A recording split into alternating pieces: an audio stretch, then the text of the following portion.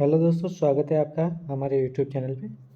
आज की क्लास विशेष तौर से उन स्टूडेंट्स के लिए हैं जो फर्स्ट ईयर में हैं, पैरामेडिकल और नर्सिंग। उनके लिए मैं आज एक प्लेलिस्ट बना दूँगा, उनके लिए मतलब फर्स्ट ईयर वालों के लिए जो भी वीडियो होगा मतलब एनाटॉमी का लिए वो मैं उस प्लेलिस्ट के अंदर डाल दूँगा। ठीक है, चलिए शुरू करते हैं। हम फर्स्ट ईयर के लिए एनाटॉमी का क्लास शुरू करते हैं। हम एनाटॉमी आज हम सिर्फ एनाटॉमी की बेसिक पढ़ेंगे कि एनाटॉमी कहते किसे हैं, what is physiology, what is मतलब इसमें कौन कौन से सिस्टम हैं और कैसे कैसे इसकी उत्पत्ति। ठीक है, हम सिर्फ नॉर्मल चीज़ पढ़ेंगे, नॉर्मल जो टर्म्स है इनके मतलब कौन कौन से टर्म इसमें यूज़ में हैं उसके बारे में हम पढ़ेंगे और कुछ ज़्यादा कुछ नहीं पढ़ेंगे। और कल से इसकी फिर रेगुलर क्लास होएगी जो आपको इससे अपने टेलीग्राम इस पे यूट्यूब चैनल पे मिल जाएगी और टेलीग्राम पे भी मिल जाएगी। ठीक है, चलिए बात करते हैं एनाटॉमी की कि एनाटॉमी क्या है। तो what is meaning of anatomy. तो एनाटॉमी का मतलब क्या होता है, शरीर की आकारिकी। हिंदी में बोले तो आकारिकी,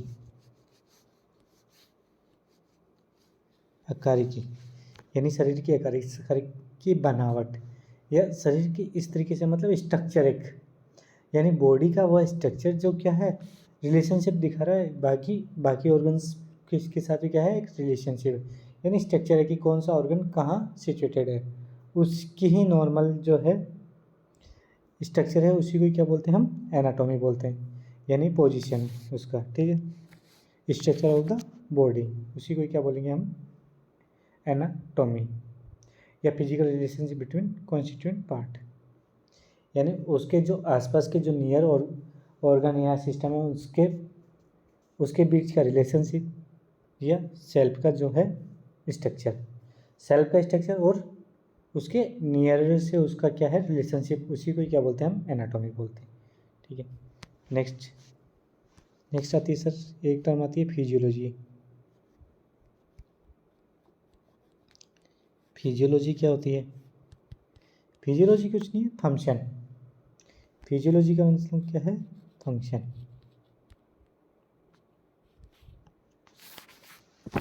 यानी फंक्शन है किसके, बॉडी के, यानी जो ऑर्गन्स हैं जो सिचुएटेड जिस एरिया में उसका फंक्शन क्या है, वो किस प्रकार से फंक्शन कर रहा है, यानी उसकी वे ऑफ एक्टिविटी क्या है, फंक्शन क्या है, और वो किस तरीके से मतलब अपने सराउंडेड जो सिस्टम्स है उनके साथ किस प्रकार से कोऑर्डिनेट कर रहा है, उसी की ही स्टडी क्या है फिजियोलॉजी, यानी study of function of organ या study of function of how to मतलब वर्क द ऑर्गन, यानी ऑर्गन जो है किस प्रकार से वर्क करेगा उसी की स्टडी को क्या बोलते हैं हम फिजियोलॉजी। एक वर्ड आता है पैथोलॉजी सर।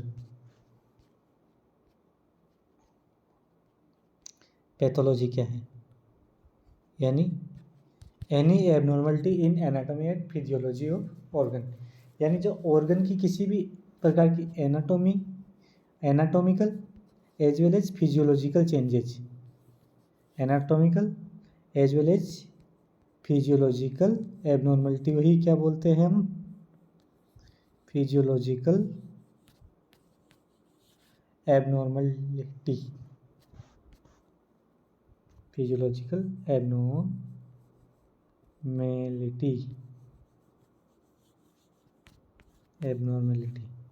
उसी को क्या बोलेंगे हम पैथोलॉजी। ठीक है, एक आता है पैथोफिजियोलॉजी। पैथोफिजियोलॉजी का मतलब क्या होता है, पैथोफिजियोलॉजी का मतलब है कि जो इफेक्ट है बॉडी के ऊपर फंक्शन के ऊपर वो किस प्रकार से आ रहा है, how they effect the body function.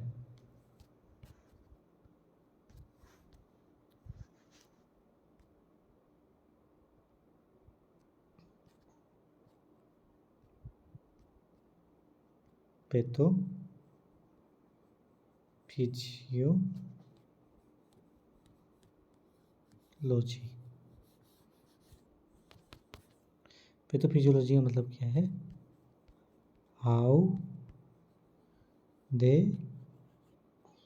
Effect function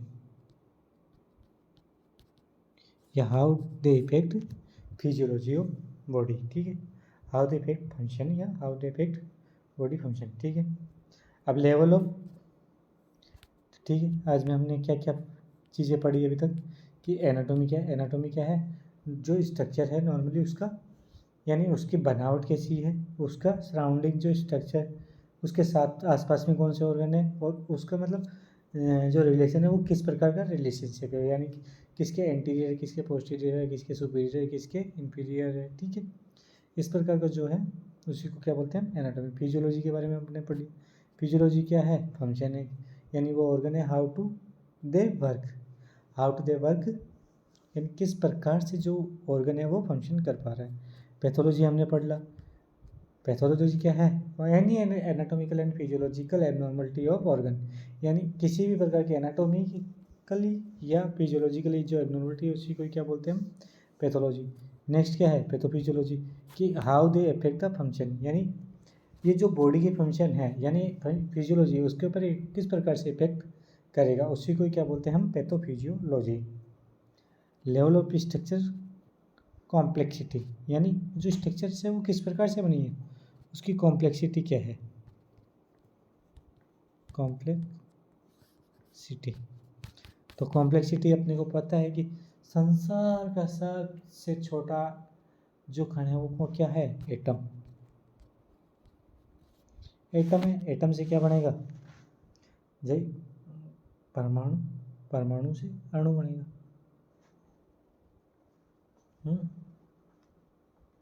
परमाणु, परमाणु से क्या बन गया, अणु बन गया।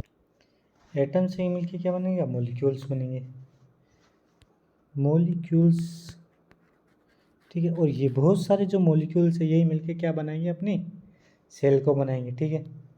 बहुत सारे मॉलिक्यूल्स मिलके क्या बनाएंगे, हमारी सेल को बनाएंगे। क्या बना दिया भैया, सेल बना दिया इसने, ठीक है। सेल से मिलके क्या बनेगा, सेल से टिश्यू बनेगा, टिश्यू से क्या बनेगा, ऑर्गन बनेगा, ठीक है। ऑर्गन से क्या बनेगा अपना, सिस्टम बनेगा, और सिस्टम से क्या बन लेंगी, सिस्टम से बन जाएगी बॉडी,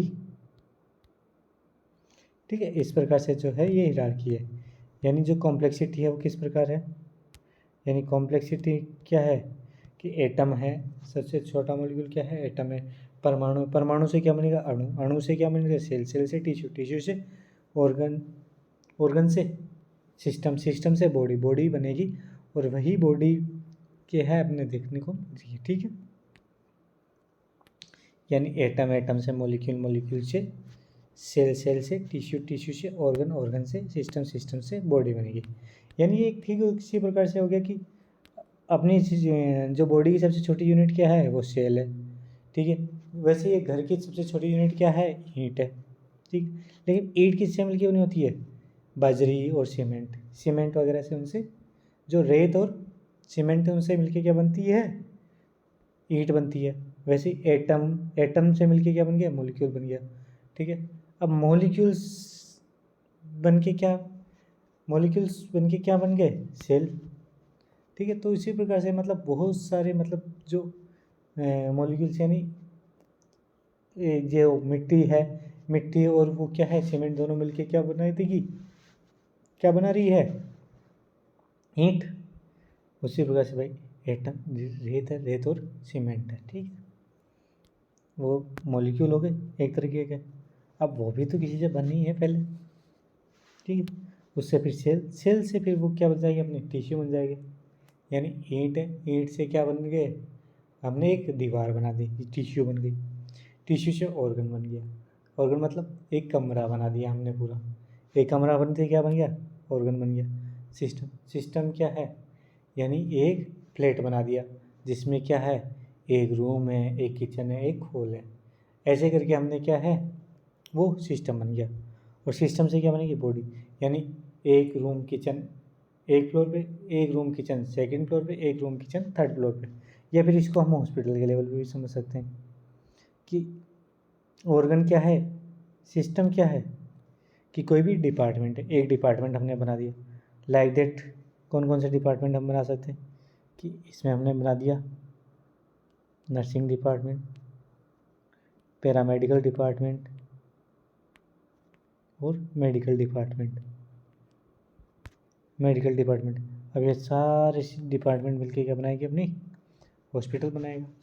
ठीक है, हॉस्पिटल के ये सारे क्या है, डिपार्टमेंट चाहिए होंगे। वही हो गया। अब चलिए नेक्स्ट बात करते हैं कि बॉडी के अंदर सिस्टम कौन कौन से होते हैं। हम एनाटॉमी के अंदर कौन कौन से सिस्टम पढ़ेंगे। नॉर्मली अपने को देख लीजिए कि कौन कौन से सिस्टम हम पढ़ेंगे। इसके अंदर हम पढ़ेंगे सेल, टिश्यू, सेल टिश्यू पढ़ेंगे, ब्लड पढ़ेंगे, ब्लड पढ़ लिया तो फिर कार्डियोवास्कुलर सिस्टम पढ़ेंगे, कार्डियोवास्कुलर सिस्टम पढ़ दिया तो लिम्फेटिक सिस्टम पढ़ेंगे, लिम्फेटिक सिस्टम। ठीक है, ये प्राइमरी। उसके बाद में हम क्या पढ़ेंगे, मस्कुलोस्केलेटल सिस्टम पढ़ेंगे, मस्कुलोस्केलेटल सिस्टम पढ़ेंगे। ठीक है, उसके बाद में कितने सिस्टम होंगे, सिस्टम एक बार गिन लीजिएगा, यानी कितने यूनिट अपने को पढ़नी है वो एक बार देख लीजिए। यानी सेल टिश्यू 1, ब्लड सीवियस 2, लिम्फेटिक्स 3, स्केलेटल 4। नहीं तो ये कितने हो गए, 4 2 6 हो गए, बस 4 काउंट कर लीजिए एक बार ना। Musculoskeletal system. और कौन सा पढ़ेंगे, और पढ़ेंगे अपने कौन सा, डाइजेस्टिव सिस्टम। डाइजेस्टिव सिस्टम पढ़ेंगे, कितने हो गए 5। छठा कौन सा है, रेस्पिरेटरी सिस्टम पढ़ेंगे।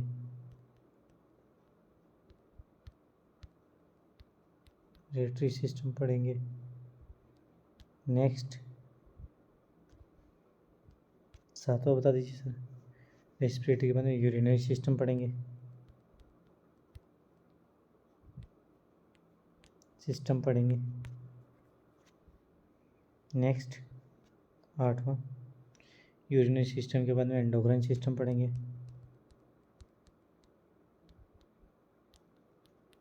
एंडोक्राइन पढ़ेंगे। एंडोक्राइन के बाद में कौन सा पढ़ेंगे, एंडोक्राइन के बाद में अपने नर्वस सिस्टम पढ़ेंगे।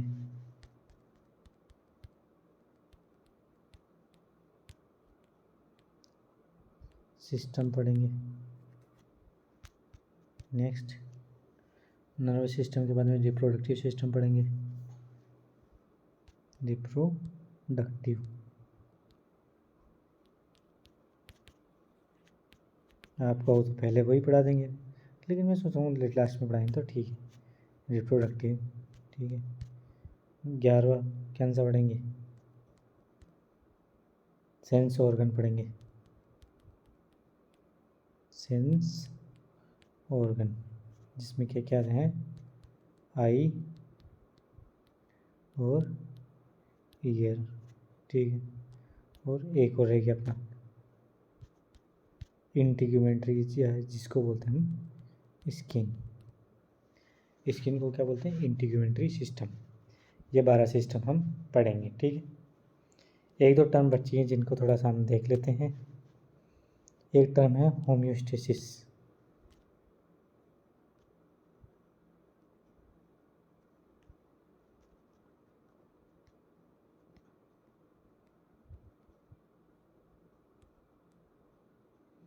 होम्योस्टेसिस कि क्या होता है होम्योस्टेसिस, ज़रा बता दीजिएगा। होम्योस्टेसिस क्या होता है, कि होम्योस्टेसिस क्या होता है, कि होम्योस्टेसिस होता है कि बॉडी की क्या है, एक इंटरनल एनवायरनमेंट में क्या है, एक कांस्टेंट स्टेट। कौन सी स्टेट, कांस्टेंट, कांस्टेंट स्टेट।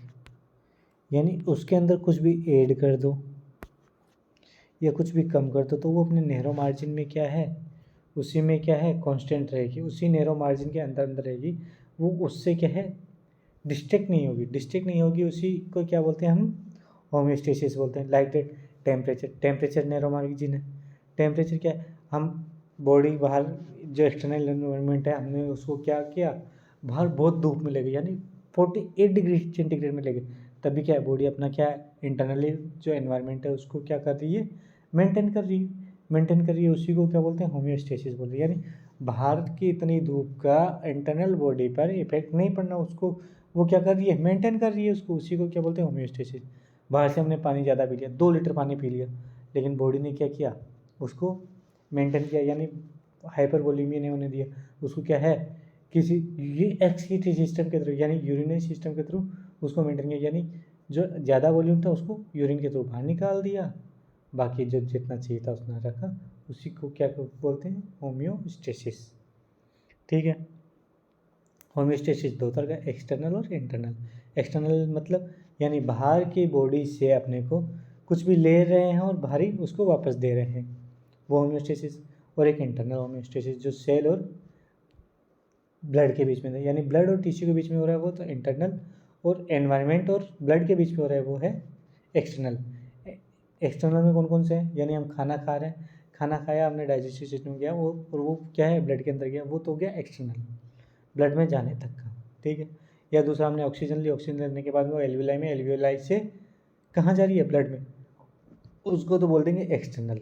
ठीक है, और ब्लड से टिश्यू के बीच में है वो उसको बोल देंगे इंटरनल। और इस होम्योस्टेसिस को मेंटेन करने के लिए अपने जो सेल मेम्ब्रेन है वो काम करती है। सेल मेम्ब्रेन क्या क्या काम करती है, किस तरीके से करती है कि एक तो होती है उसमें सेलेक्टिव परमेबिलिटी, यानी वो कुछ स्पेसिफिक ऑर्गन को क्या अंदर आने देती है, स्पेसिफिक को बाहर जाने देती है।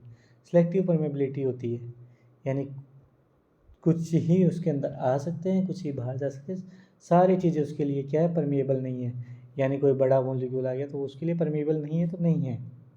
ठीक है, यानी उस जैसे पोर का साइज डिपेंड करता है उसकी जो इलेक्ट्रिकल चार्जिंग है, यानी उसका जो इलेक्ट्रिक जो लगा है, यानी इलेक्ट्रोलाइट पे कौन सा चार्ज लगा है, पॉजिटिव आयन है से नेगेटिव है, जो भी है वो भी उसके ऊपर डिपेंड करता है।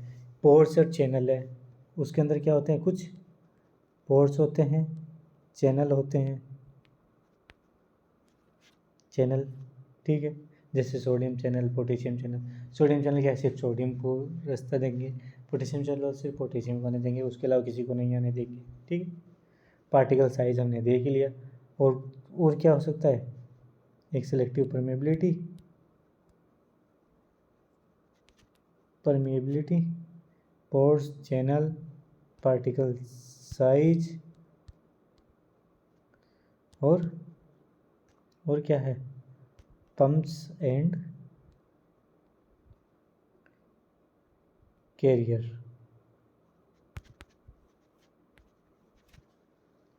ठीक है, कैरियर यानी पंप है, सोडियम पोटेशियम पंप, जो पंप है वो काम करते हैं एटीपीज लेके जो काम करते। ठीक है, इस प्रकार के। और बॉडी के अंदर कुछ क्या है सिस्टम होते हैं, फीडबैक सिस्टम होते हैं, वो करवाते हैं। कौन कौन से, एक होता है पॉजिटिव फीडबैक सिस्टम, एक negative feedback system. Positive feedback system क्या होता है, वो भी क्या होम्योस्टेसिस में मेंटेन करते हैं। कंट्रोल सिस्टम जिसको बोलते हैं, ये क्या है पॉजिटिव और नेगेटिव। पॉजिटिव तो वो हैं जो क्या कर रहे हैं कि जिसकी वजह से उसकी उत्पत्ति हो रही है उसको और बढ़ा रहा है, यानी ये क्या कर रहा है, जिसकी वजह से उसकी उत्पत्ति हुई है उसको और बढ़ा रहा है। लाइक दैट कि जब लेबर हो रहा होता है, यानी जब बच्चा डिलीवर हो रहा होता है उस प्रोसेस को बोलते हैं लेबर, यानी बच्चा जो पैदा हो रहा होता है उस प्रोसेस को बोलते हैं लेबर। लेबर के दौरान क्या होता है कि यूटेराइन कॉन्ट्रैक्शन करता है, कॉन्ट्रैक्शन करवाता है तो उसको ज़रूरत पड़ती है ऑक्सीटोसिन की। अब ऑक्सीटोसिन की वजह से यूटेराइन कॉन्ट्रैक्शन हुआ, अब जैसे ही कॉन्ट्रैक्शन हुआ वो वापस फीडबैक देगा किसको, भाई अपने जो नर्वस सिस्टम से वापस फीडबैक देगा कि अब वहाँ से मेरे को क्या रिलीज करवाओ, ऑक्सीटोसिन रिलीज करवाओ, यानी पिट्यूटरी ग्लैंड को रिलीज कर कहेगा कि तुम क्या भेजो ऑक्सीटोसिन भेजो। तो जो वो तो क्या हो गया पॉजिटिव फीडबैक सिस्टम। एक होता है नेगेटिव फीडबैक सिस्टम। ये क्या है कि जिसकी वजह से तुम्हारी उत्पत्ति हुई है तुम उसके ही खिलाफ हो जाओ। ठीक है, जैसे एग्जाम्पल सर, एग्जाम्पल के लिए आप देख लीजिए कि टेम्परेचर, यानी अपनी बॉडी के अंदर थर्मोरेगुलेटर सेंटर है।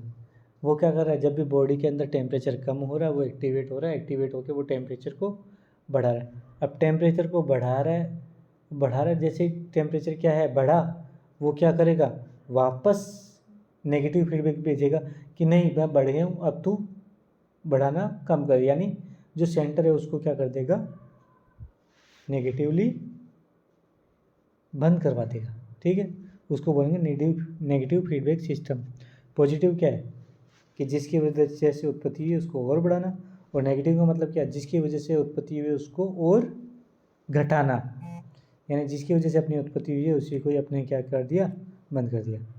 ठीक है, आज के लिए धन्यवाद, थैंक यू, शुभ रात्रि।